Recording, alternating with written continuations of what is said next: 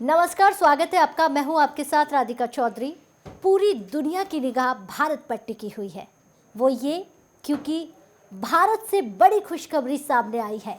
भारत में कोवैक्सीन बनकर तैयार हो गई है और अब पूरी दुनिया की नज़रें भारत की तरफ टकटकी लगाकर देख रही है। और भारत की कोवैक्सीन पूरी दुनिया को देने के लिए तैयार है। इंतज़ार है तो सिर्फ वैज्ञानिकों के इशारे का। आपको बता दें कि 64 देशों के राजनयिक भारत की धरती पर पधारे और वैक्सीन का जायजा लिया और जानकारी ली।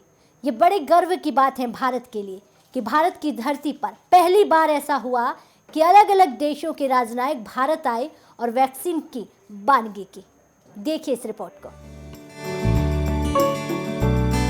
भले ही विदेशी कंपनियां फाइजर ने सबसे पहले कोरोना वैक्सीन लोगों को दे दी हो, लेकिन पूरी दुनिया की नजरें भारत की स्वदेशी कंपनी यानी कि स्वदेशी वैक्सीन पर टिकी हुई है, क्योंकि फाइजर की वैक्सीन की कीमत और रखरखाव आसान नहीं है और सबको पता है कि भारत की वैक्सीन सबसे सस्ती और सुरक्षित है, क्योंकि वैक्सीन के मामले में भारत विश्व गुरु बनने जा रहा है। और ये ऐसा पहली बार नहीं हुआ है, कई बार भारत विश्व गुरु बना है और अपना लोहा मनवाया है। कभी हार नहीं मानने की शिद्दत से आगे बढ़ रहा है। जिन दिनों कोरोना महामारी दुनिया भर में तेजी से पैर पसार रही थी, उस समय भी भारत ने अमेरिका समेत दुनिया भर के कई देशों को हाइड्रोक्सी क्लोरोक्विन दवा की सप्लाई भी की थी। अब जब कोरोना के असल टीके की खोज हो गई है, तो एक बार फिर दुनिया की निगाहें भारत पर टिक गई है। भारत की धरती पर हवाई जहाज से उतरते विदेशी प्रतिनिधि भारत की ओर उम्मीद भरी निगाहों से देख रहे थे। ये नजरें भारत की स्वदेशी वैक्सीन पर है। 64 अलग अलग देशों के लोग हैदराबाद के बायोटेक प्रयोगशाला पहुंचे थे। अब आपको ये भी बता दें कि भारत की स्वदेशी वैक्सीन की जानकारी पूरी दुनिया लेना चाहती है और खरीदना भी चाहती है।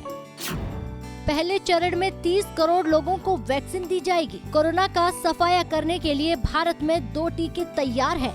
सिर्फ इंतजार है तो केवल वैज्ञानिकों के इशारे का।